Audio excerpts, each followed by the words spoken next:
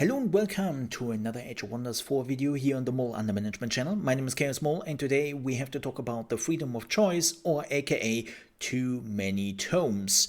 Now before we begin, as per usual, please consider to like the video if you enjoyed it at the end, and if you're new to the channel, you want to see more Age of Wonders 4 videos, plus a lot of strategy games and reviews to strategy games. Like right now we have a review for Railway Empire 2. Please consider to subscribe to the channel, because that is what the channel is focusing on, strategy games. Now, with that said, let's talk about this topic. But before we do this, we have a little thing to address here. Last week, I created a video about how to gain more spell tomes, what are the requirements, what are the restrictions, which path you have to go, and then I also made a tier list about it. Now, I know what you might think immediately. Wait, I just clicked on this video because I really thought this would be an interesting topic, and now you're talking about your video from last week? Why would I care for that? Because it is very important for this topic. Also, I owe you an apology.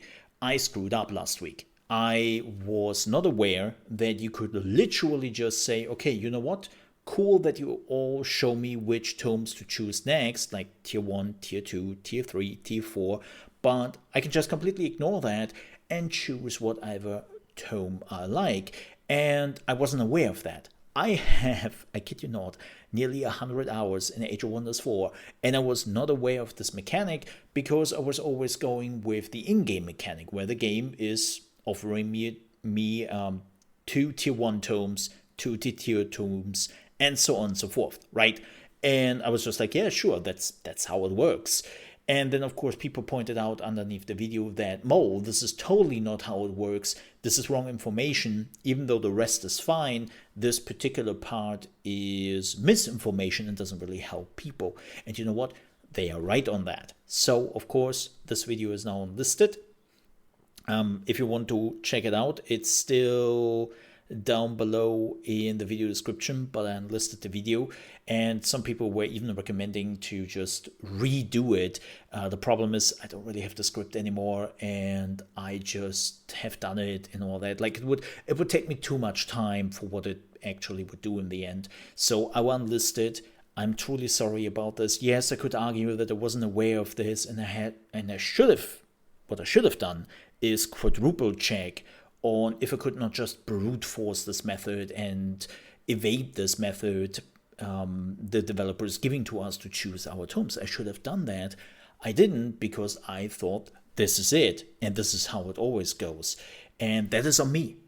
There's no other explanation for this. That is on me.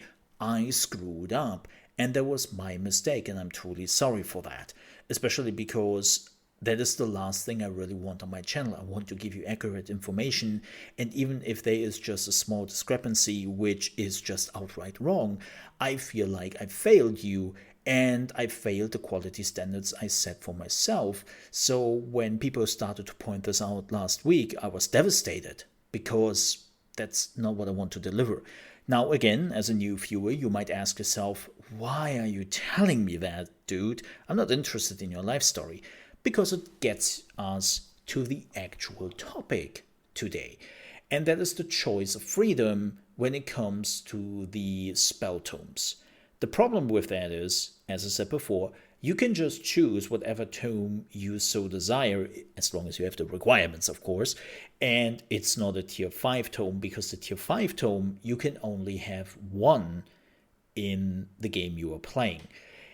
And I just realized, that's so weird. Why would they do that? It's this, you know, when I first wrongly assumed that you can only choose like a certain amount of tomes and you can only go this specific route, I thought this makes sense from a balance perspective, and this makes sense also a little bit from an RP perspective. Like, just think about it for a second. You are building those fiery demons, and then you are putting a lot of holy spells into that build. It just feels a little bit weird. Sure, you can do that, but it feels weird, right? And by the way, please let me know what you think about this down below in the comments. I would like to hear your perspective on this, because I am trying to think about this not just from an RP perspective, because in the end you can still decide to do it on your own, right? If you just want to play fiery hell demons, then you can totally do that, and that's up to you. Nobody is forcing you to put in all those crazy choices, right? But here's the thing, from a balance perspective, I'm really trying to understand who decided that there is no limit which tomes and how many tomes you can choose, as long as you have the requirements and as long as it isn't a tier 5 tome, right? And I'm trying to get behind that, because just think about it. Because of that freedom of choice, you're not really choosing your tomes from an RP perspective or even from a deck building perspective, and you're just throwing things together depending on what you need. Like, let's say you were in the middle of the game, it's round 40, and you realize, man, damn, my industry is shit. I'm not having enough industry, this is not going well, so let's just choose the industry book next time it's coming up, even though I'm going nature holy or something like that, right? It just feels so weird to have that in there. And when you are looking at similar games who do this deck building, so to speak, there is always a limit on where you can go, right? When you normally choose fire, you cannot add ice or something like that, right? It always makes a little bit sense from a suspension of disbelief. And Age of Wonders 4, the developers just go, yeah, no, just mix it up. Just completely mix it up. Or another example, you are going full on damage, crit, berserker, right? That's the build you are running, and you do a lot of damage, but you also take quite a bit of damage. And you would say, from a balance perspective, that makes sense. That's how it should be. But then you realize, oh, screw balance. I can just take some nature or some holy, and then order, and then I have my healings. I just can heal myself. I do not have to run like a lot of units into the ground, but they do a lot of damage, so the payoff would be worth it. I don't have to have that. I can just eliminate the weakness my build has, and it just feels a little bit bizarre, right? That you can completely eliminate weaknesses around your build. And also with, I would say, even with the freedom of choice, yes, I get it. Age of Wonders 4 is a relatively fast game, right? All things considered. When you are around level 100, round 100, you realize very quickly, oh, I think I reached endgame at around 100 turns, right? I reached the end game, which in a lot of 4X games, that's still early to mid game, like Civilization or Humankind, right? And so Age of Wonders is a very fast game, and so it makes kind of sense that technically you will never get that many tomes possible, because you will end the game around turn 100, or I think the longest I ever had was 150 turns. That was the longest with 8 players, right? So in the end, you can really drag it out and technically get all the tomes available in the game. And I'm not sure, but I don't think that should be possible. I think there should be some limitations, especially from a balance perspective, because you are eliminating all the weaknesses your race had, your playthrough had, and it takes a little bit of the fun, right?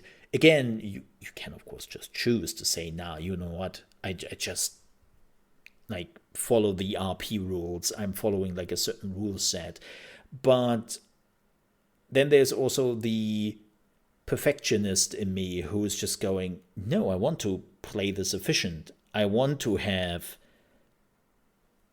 a culture, a race, a playthrough where I play like the strongest I can be. And that is just choosing whatever books fitting my playstyle right now, which are helping me out in a pinch, right? And also it's sometimes silly when you are seeing pictures of people just having all the transformation in one race, or when somebody is opening up their spell books and there are literally 100 spells in it, and they're taking like half a minute to actually find the spells in combat. There is some silliness to it, which you cannot deny. And I sometimes do wonder, should Triumph Studios put a limiter in here and just say, okay, you know what?